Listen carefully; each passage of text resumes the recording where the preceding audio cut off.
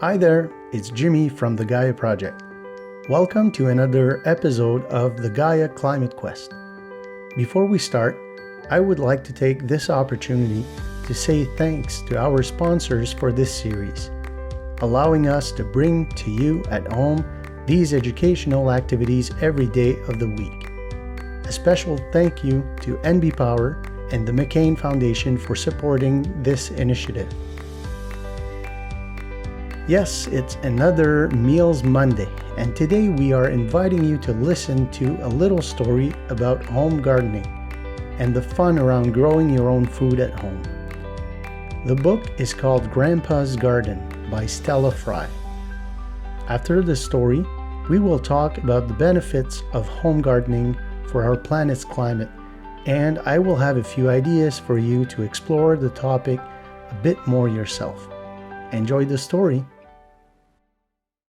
Grandpa's Garden, written by Stella Fry, illustrated by Sheila Moxley.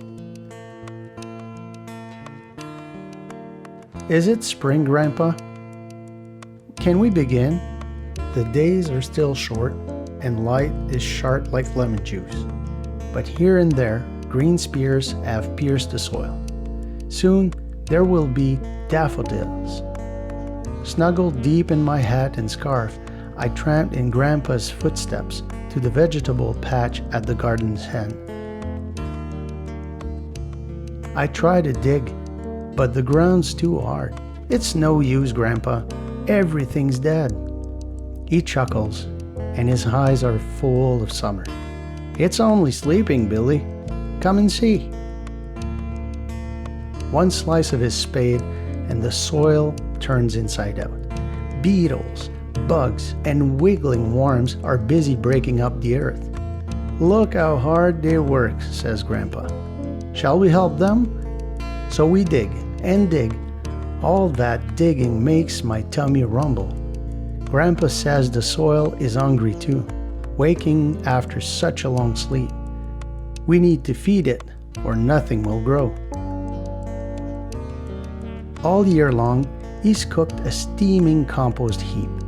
Nothing is wasted. Vegetable peelings, lawn cuttings, every fallen leaf. And now it's rich and dark and sweet and ready to spread on our vegetable beds. And then we wait. It's hard to wait. It's warmer now and lighter. Leaves uncrumple, soft as silk on waking trees. Grandpa crumbles earth like chocolate cake. Ready, Billy? It's planting time. We comb the soil smooth with our rakes and mark out lines with sticks and strings. Peas and beans and pumpkin seeds need tucking in with careful fingers. We sow carrot seed in tidy rows, but I like scattering lettuce seeds into the breeze. Grandpa says they'll grow wherever they fall. Grandpa has sprouted trays of potatoes. We bury them and pat the soil around, and then we wait. It's hard to wait. Every day I run to look, but there's nothing there. Grandpa, I wail, why is it so slow? Patience, Billy, Grandpa smiles.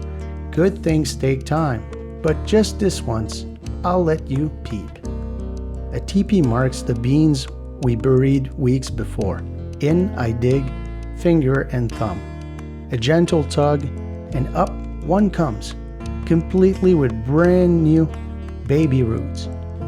And look, another shoot is reaching up towards the light.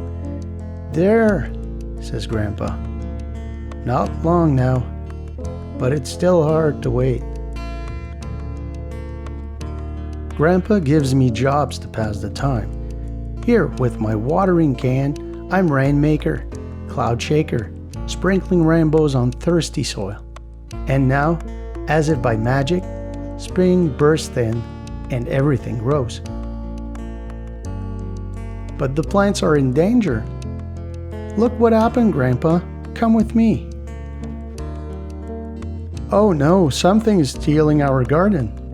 I spy slimy slugs and snails, caterpillars too. And I see aphids and black flies feasting on young, frail leaves. We can't wait. There isn't time. But Grandpa doesn't seem to mind at all. Have a look around, Billy, he says. Tell me who you can see, and tell me how they protect the garden. Be quiet, mind you. Very quietly, I start exploring. I find hungry frogs and snuffling hedgehogs. There are lazy ladybug and gauzy overflies. And I see busy, bright-eyed birds fly down from the trees, searching for supper. They're the best friends we could have, says Grandpa. He's right. Our friends help keep those bugs at bay, and Grandpa knows a trick or two. Everything's growing now in the summer sun, scrambling higher, squabbling for space. Grandpa shows me how to pull out weaker plants and greedy weeds. We squeeze some root for baby plants, tomatoes, cucumbers, and strawberries grown in Grandpa's greenhouse. At last it's harvest time. There's so much to do. We dig and pick. In no time at all, my basket fills and my mouth blooms bright with strawberry juice. But when I pop a pod of peas, I find that caterpillars have gotten there before me. One for the compost, Grandpa says. We have plenty more. Grandpa leaves some peas and beans unpicked. The pods bake in the late summer sun until they crackle and split their seams. Together, we scoop the insides into paper bags. These are next year's crop, he says. I always grow a few more than I need. The sun sinks, tender as the ripest peach. We light a fire, Grandpa and me, roasting potatoes and toasting our toes. Grandpa sips from his flask of tea, and I try to swallow my yawns. Autumn is sending the soil to sleep, and it won't be long before winter's here. But spring will follow, and we'll be there, Grandpa and me, to welcome it again. And I can't wait. The end. I hope you liked this short story and that it makes you want to do some home gardening yourself. In this book, the little boy talks about his journey with his grandpa in the garden, from the first slice of spade into the soil to harvesting the delicious fruits and veggies and seeds for the next year's crop. It's clear that there's a lot of fun that comes with growing healthy and fresh food, but did you know that growing food at home can also help you become more eco-friendly for your planet? Home gardens help reduce greenhouse gas emissions. The book didn't mention this, but when you use fruits and veggies that you grew yourself in your backyard, you reduce the need for transportation of these products to your house, thus reducing your emissions of greenhouse gas responsible for global warming and climate change. Did you know that fruits and veggies that we typically get from the supermarket have to travel, on average, a distance of 2,500 kilometers between the place where they grow to where we are selling them? At a speed of 100 kilometers an hour in a car, it would take around 25 hours to drive that distance on the highway. That's quite the trip there.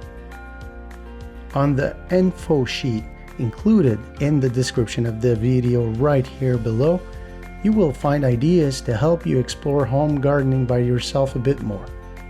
Have fun learning new things and share your pictures, comments, questions with us on social media using hashtag Gaia Climate Quest. See you later.